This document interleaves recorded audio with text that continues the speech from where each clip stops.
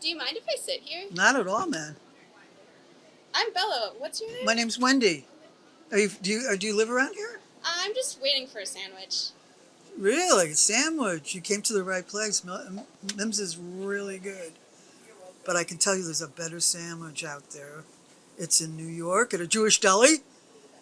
I'm not sure if it's Katz or the other one. And take a guess how much pastrami sandwich cost.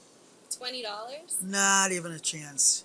$35 for a sandwich. Oh my god. But I was salivating because number one, you're going to get 2 meals out of it. The meat was gorgeous, and I think it's worth it. Just one time. Clearly, you know a lot about the world. Tell me other stories about your life. I have actually traveled almost 3 years over my lifetime in Europe, utilizing different groups that I travel with. Something called WWOOFing, Worldwide Opportunities in Organic Farming, just all sorts of stuff. I tried to figure out how I could do it without spending a lot of money. I was at a farm outside of Swindon, and I worked with pigs there mostly, and chickens. And it was called a natural breeds farm, and the horses had no shoes. They ran shoeless in the fields. There was like 3 separate fields, depending on the age of the pig. You know, very young, medium, 9 months old. And they pulled up in a van and they took out like 8 baby pigs, and they put them in the younger area, the nursery. And I wanted to go in and play with them, and the guy said to me, "Don't do that because they really have to adjust to their new surroundings." So every night I would go down and I would sing show tunes. And when the guy said I could go in, it was the greatest moment of my life because they were all over me. They just, they knew who I was at that point, and they were chewing my clothes, jumping on my head. It was really fantastic. And do you have stories about other animals, maybe like donkeys? Donkeys, definitely. I worked in the coolest place in the world called Clovelly Village, and it's in England, in not northern England, but I can never remember if it's Dorset or Devon. But Clovelly Village is hundreds and hundreds of years old. It's a private village now. It has like 80 homes, and it's built on a cliff overlooking the bay that you can see Wales from there. And the donkeys lived there for hundreds of years, and they worked. Their job was to bring fish from the sea up the cobblestones.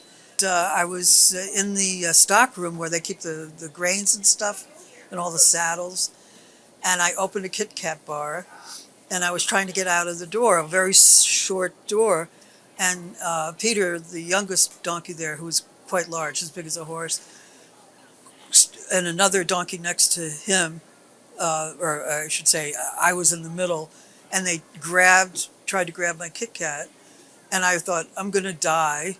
I'm going to be killed by 2 donkeys in England, and no one's going to know that I'm dead.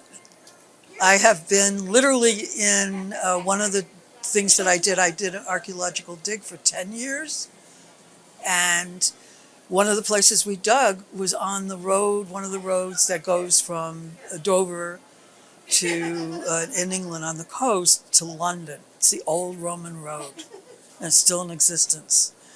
And one night we all went out to dinner. It was a group, I was doing a Roman dig for Roman villas, and I made a lot of friends.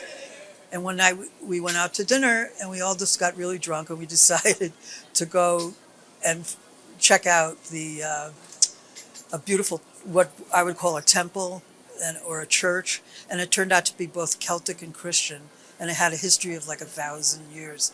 So we parked our cars and we snuck in late at night with our flashlights.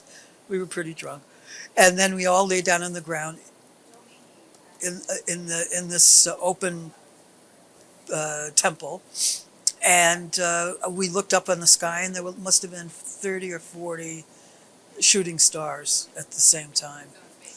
Awesome. Yeah, so it was you're awesome. So adventurous in the 80s. Yeah. Can you tell me about how you grew up and what you were like when you were young? Well, I think I was very adventurous when I was young because I loved riding my bike. I was super athletic, I was never home. I was out on the street playing ball all the time.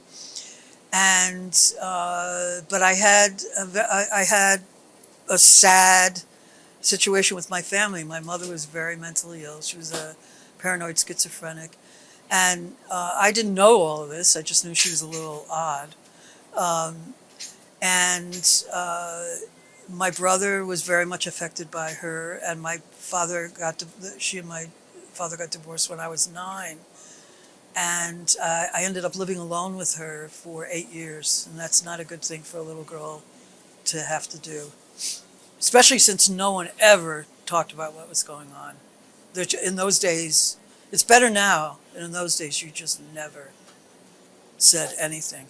So even now, and I'm 75, even now I think, wow, how did I ever get through all this? And I got through it by being adventurous, by being an athlete, by reading. I was an incredible reader.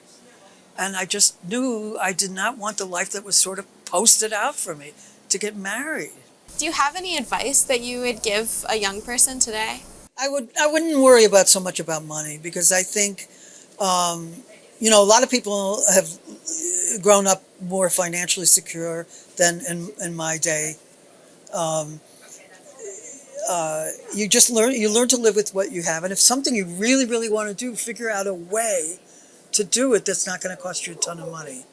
It's going to be harder than what I experienced, just because airfares are more and things like that. But if you're willing to sleep on someone's couch or volunteer and eat shitty sandwiches, that's what I did.